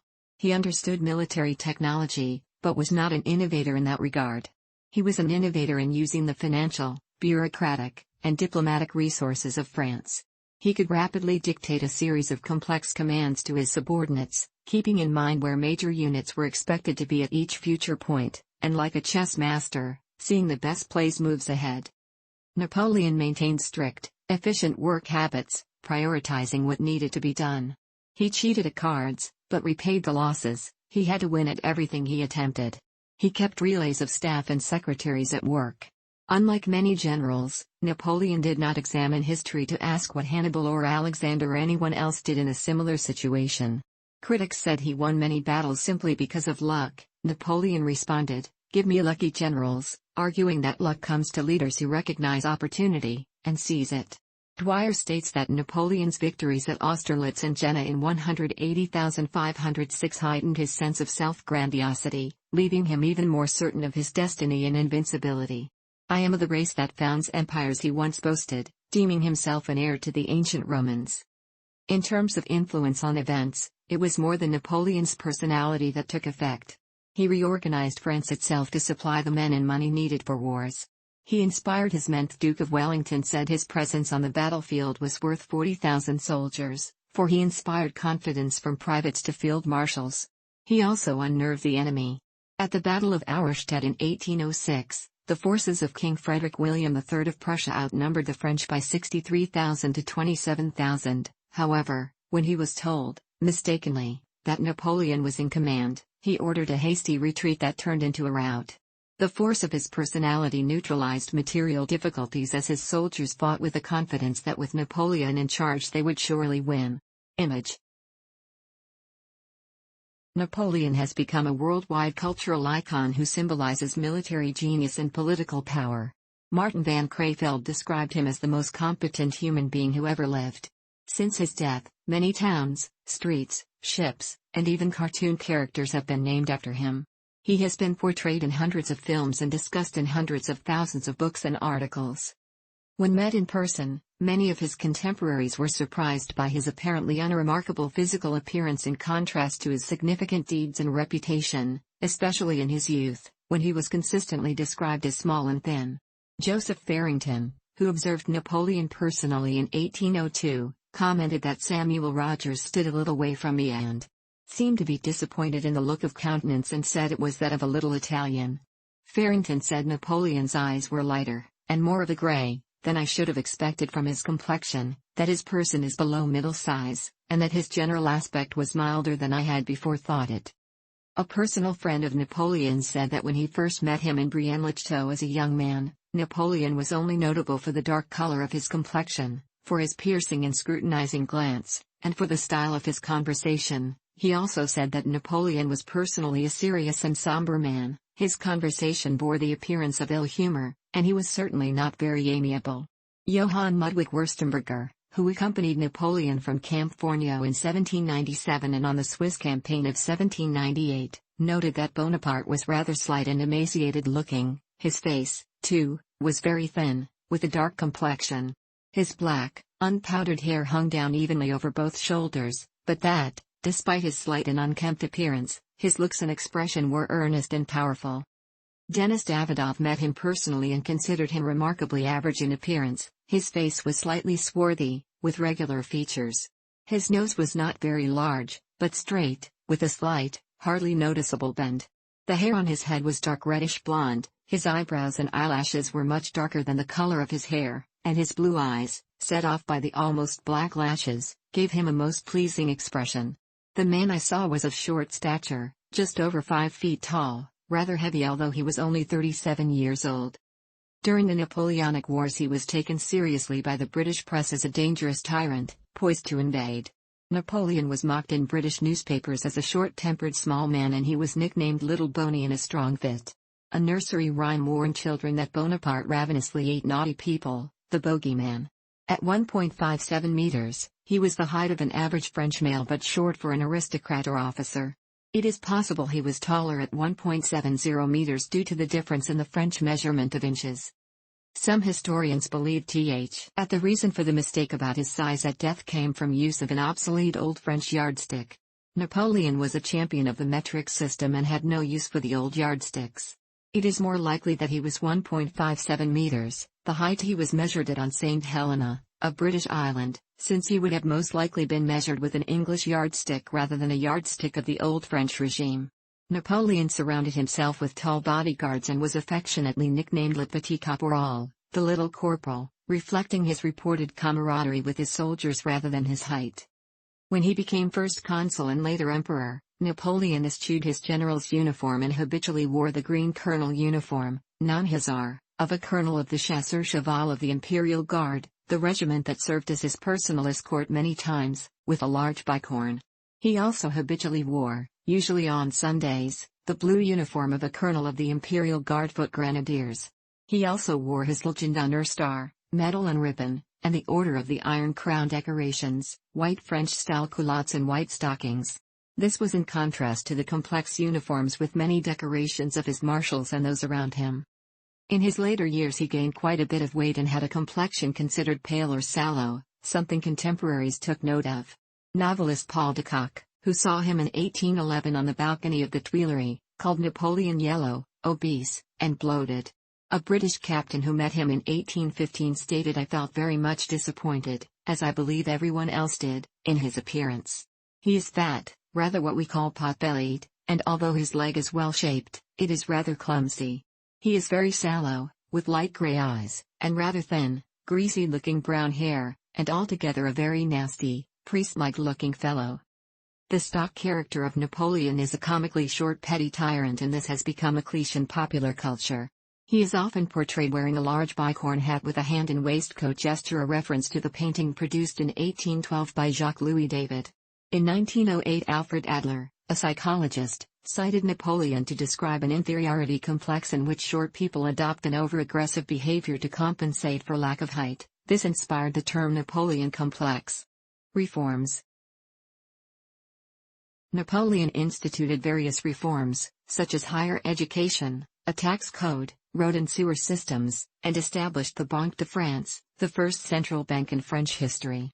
He negotiated the Concordat of 1801 with the Catholic Church, which sought to reconcile the mostly Catholic population to his regime. It was presented alongside the Organic Articles, which regulated public worship in France. He dissolved the Holy Roman Empire prior to German unification later in the 19th century. The sale of the Louisiana Territory to the United States doubled the size of the United States. In May 1802, he instituted the Legion of Honor, a substitute for the old Royalist decorations and orders of chivalry, to encourage civilian and military achievements. The order is still the highest decoration in France. Napoleon's set of civil laws, the Code Civil, now often known as the Napoleonic Code, was prepared by committees of legal experts under the supervision of Jean-Jacques Auguste de Cambacers, the second consul. Napoleon participated actively in the sessions of the Council of State that revised the drafts. The development of the code was a fundamental change in the nature of the civil law legal system, with its stress on clearly written and accessible law. Other codes, les cinq codes, were commissioned by Napoleon to codify criminal and commerce law. A code of criminal instruction was published, which enacted rules of due process. The Napoleonic Code was adopted throughout much of continental Europe, though only in the lands he conquered, and remained in force after Napoleon's defeat. Napoleon said, "My true glory is not to have won 40 battles. Waterloo will erase the memory of so many victories. But what will live forever is my civil code." The code influences a quarter of the world's jurisdictions, such as that in continental Europe, the Americas and Africa. Dieter Langewiesche described the code as a revolutionary project which spurred the development of bourgeois society in Germany by the extension of the right to own property and an acceleration towards the end of feudalism. Napoleon reorganized what had been the Holy Roman Empire, made up of more than 1,000 entities, into a more streamlined 40-state Confederation of the Rhine. This helped promote the German Confederation and the unification of Germany in 1871.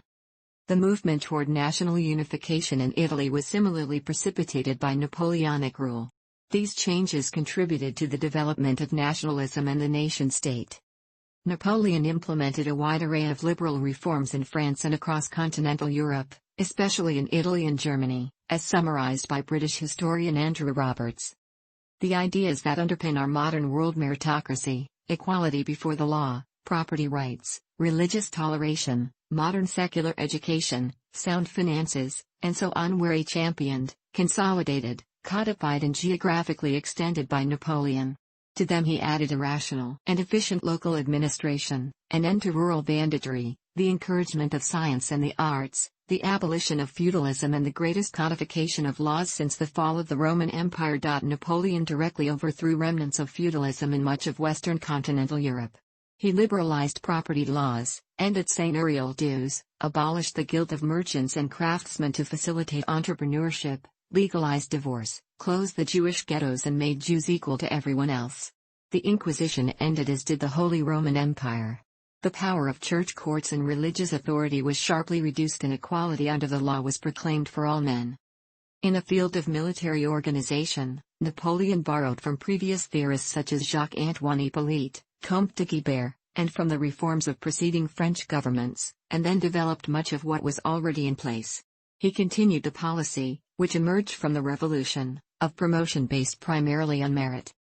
Corps replaced divisions as the largest army units, mobile artillery was integrated into reserve batteries, the staff system became more fluid and cavalry returned as an important formation in French military doctrine. These methods are now referred to as essential features of Napoleonic warfare.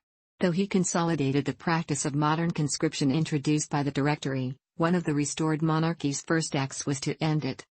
His opponents learned from Napoleon's innovations. The increased importance of artillery after 1807 stemmed from his creation of a highly mobile artillery force, the growth in artillery numbers, and changes in artillery practices. As a result of these factors, Napoleon, rather than relying on infantry to wear away the enemy's defenses, now could use massed artillery as a spearhead to pound a break in the enemy's line that was then exploited by supporting infantry and cavalry.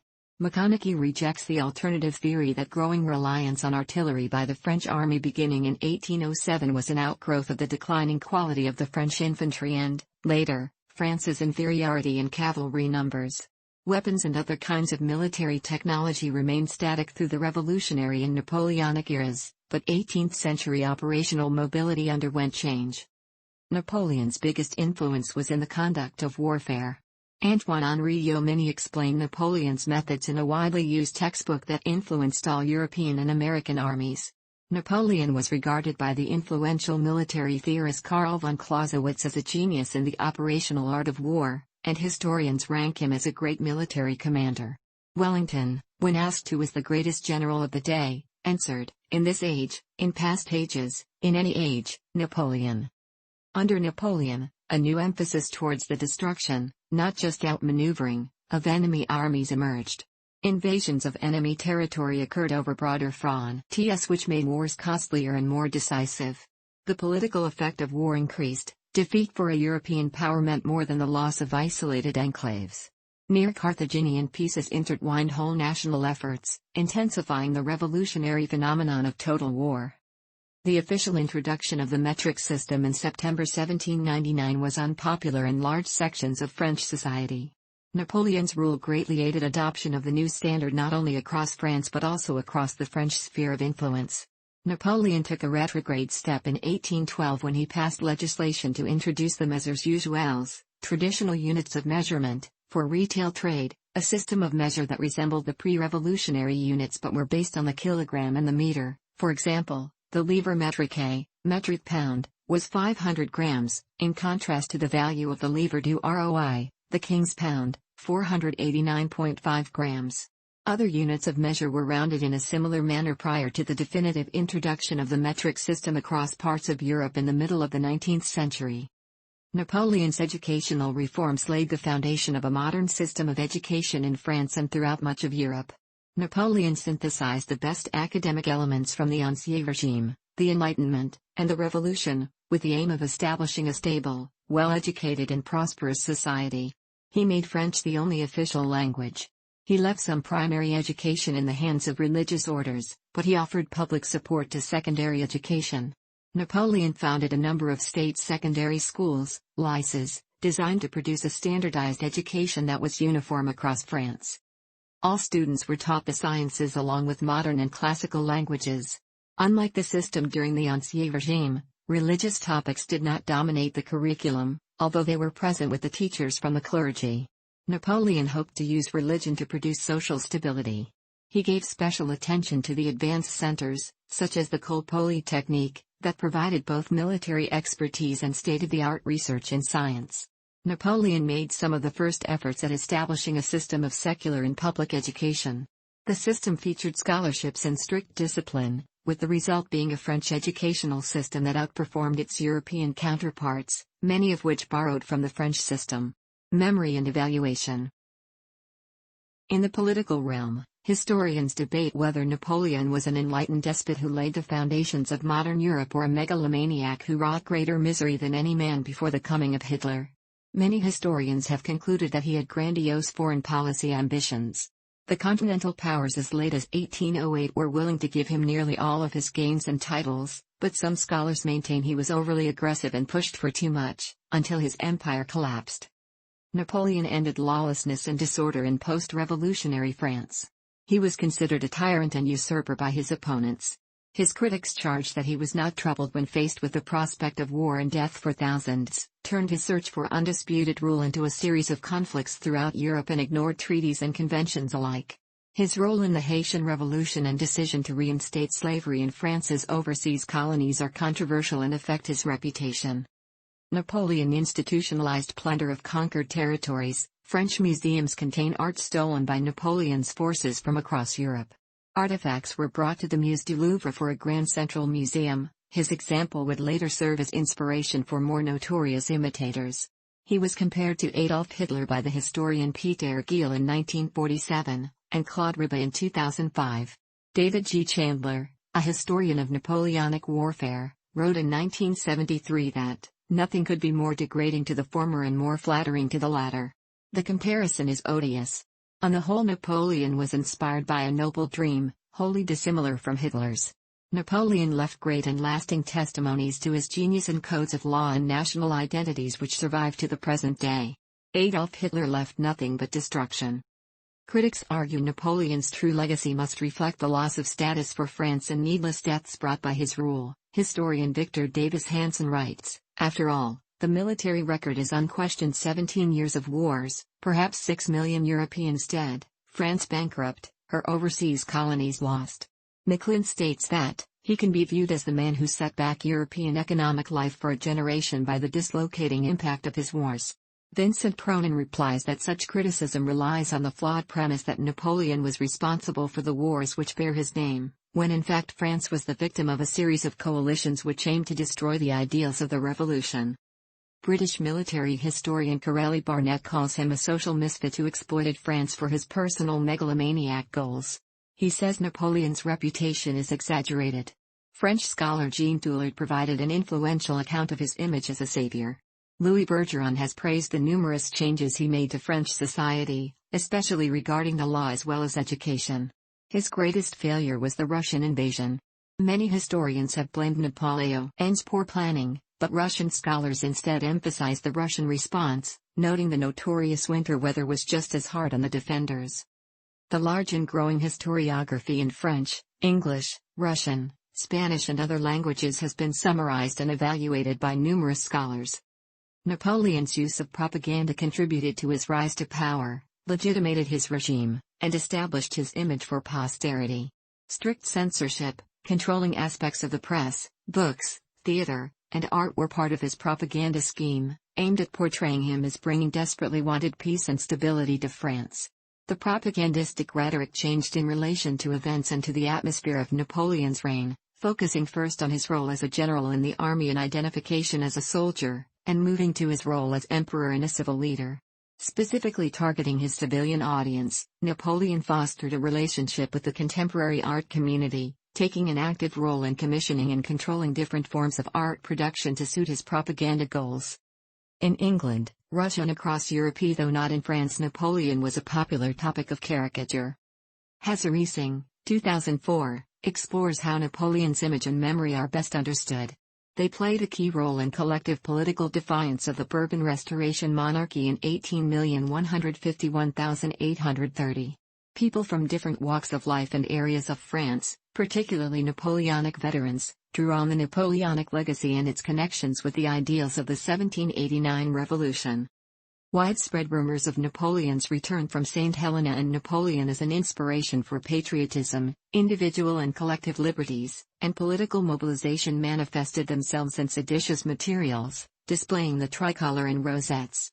There were also subversive activities celebrating anniversaries of Napoleon's life and reign and disrupting royal celebrations. They demonstrated the prevailing and successful goal of the varied supporters of Napoleon to constantly destabilize the Bourbon regime.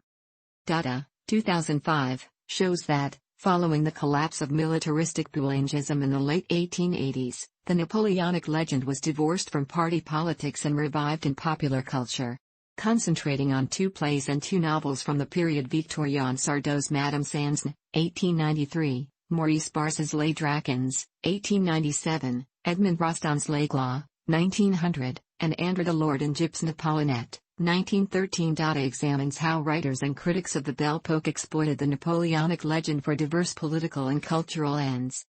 Reduced to a minor character, the new fictional Napoleon became not a world historical figure but an intimate one, fashioned by individuals' needs and consumed as popular entertainment. In their attempts to represent the emperor as a figure of national unity, proponents and detractors of the Third Republic used the legend as a vehicle for exploring anxieties about gender and fears about the processes of democratization that accompanied this new era of mass politics and culture. International Napoleonic Congresses take place regularly, with participation by members of the French and American military, French politicians and scholars from different countries. In January 2012, the mayor of Montereau-Fault-Yonne, near Paris, cited a late victory of Napoleon, proposed development of Napoleon's Bivouac, a commemorative theme park at a projected cost of €200 million. Napoleon Crossing the Alps, romantic version by Jacques-Louis David in 1805. Bonaparte Crossing the Alps, realist version by Paul Delaroche in 1848. Napoleon was responsible for spreading the values of the French Revolution to other countries, especially in legal reform. Napoleon did not touch serfdom in Russia. After the fall of Napoleon, not only was the Napoleonic Code retained by conquered countries including the Netherlands, Belgium, parts of Italy and Germany, but has been used as the basis of certain parts of law outside Europe including the Dominican Republic, the U.S. state of Louisiana and the Canadian province of Quebec. The code was also used as a model in many parts of Latin America. The memory of Napoleon in Poland is favorable, for his support for independence and opposition to Russia, his legal code, the abolition of serfdom, and the introduction of modern middle-class bureaucracies. Napoleon could be considered one of the founders of modern Germany. After dissolving the Holy Roman Empire, he reduced the number of German states from 300 to less than 50, prior to German unification. A byproduct of the French occupation was a strong development in German nationalism. Napoleon also significantly aided the United States when he agreed to sell the territory of Louisiana for $15 million during the presidency of Thomas Jefferson. That territory almost doubled the size of the United States, adding the equivalent of 13 states to the Union. From 1796 to 2020 inclusive, at least 95 ships associated with the name of the Emperor of the French were identified as an object of intangible heritage. In the 21st century, at least 18 Napoleon ships are operated under the flag of Indonesia, Germany, Italy, Australia, Argentina, India, Netherlands, United Kingdom, and France. Wives, mistresses, and children. Napoleon married Josephine in 1796. When he was 26, she was a 32-year-old widow whose first husband, Alexander de Beauharnais, had been executed during the Reign of Terror. 5 days after Alexander de Beauharnais' death, the Reign of Terror initiator Maximilien de Robespierre was overthrown and executed, and, with the help of high-placed friends, Josephine was freed. Until she met Bonaparte, she had been known as Rose, a name which he disliked. He called her Josephine instead, and she went by this name henceforth. Bonaparte often sent her love letters while on his campaigns. He formally adopted her son Yunan's second cousin, via marriage, Stephanie and arranged dynastic marriages for them. Josephine had her daughter Hortense marry Napoleon's brother Louis. Josephine had lovers, such as Lieutenant Hippolyte Charles, during Napoleon's Italian campaign. Napoleon learned of that affair and the letter he wrote about it was intercepted by the British and published widely, to embarrass Napoleon. Napoleon had his own affairs too. During the Egyptian campaign he took Pauline Bellisle-Fors, the wife of a junior officer, as his mistress. She became known as Cleopatra. While Napoleon's mistresses had children by him, Josephine did not produce an heir, possibly because of either the stresses of her imprisonment during the Reign of Terror or an abortion she may have had in her 20s. Napoleon chose divorce so he could remarry in search of an heir. Despite his divorce from Josephine, Napoleon showed his dedication to her for the rest of his life. When he heard the news of her death while on exile in Elba, he locked himself in his room and would not come out for 2 full days. Her name would also be his final word on his deathbed in 1821. On March 11, 1810 by proxy, he married the 19-year-old Marie-Louise, Archduchess of Austria, and a great-niece of Marie Antoinette. Thus he had married into a German royal and imperial family. Louise was less than happy with the arrangement, at least at first, stating, "Just to see the man would be the worst form of torture." Her great-aunt had been executed in France, while Napoleon had fought numerous campaigns against Austria all throughout his military career. However, she seemed to warm up to him over time. After her wedding, she wrote to her father, "He loves me very much. I respond to his love sincerely. There is something very fetching and very eager about him that is impossible to resist." Napoleon and Marie-Louise remained married until his death, though she did not join him in exile on Elba and thereafter never saw her husband again. The couple had one child, Napoleon Francis Joseph Charles, 18,111,832, known from birth as the King of Rome. He became Napoleon II in 1814 and reigned for only 2 weeks. He was awarded the title of the Duke of Reichstadt in 1818 and died of tuberculosis aged 21, with no children. Napoleon acknowledged one illegitimate son, Charles Laun, 18,061,881, by Eleanor de Newell de la Plaine. Alex Andrei Kolonoway-Levski, 18,101,868, the son of his mistress Maria Walewska, although acknowledged by Walewska's husband, was also widely known to be his child, and the DNA of his direct male descendant has been used to help confirm Napoleon's Y chromosome haplotype. He may have had further unacknowledged illegitimate offspring as well, such as Eugene Megerle von Mulfeld by Emily Victoria Krauss and Napoleone Bonaparte, 18,161,907, by Albin de Montholon.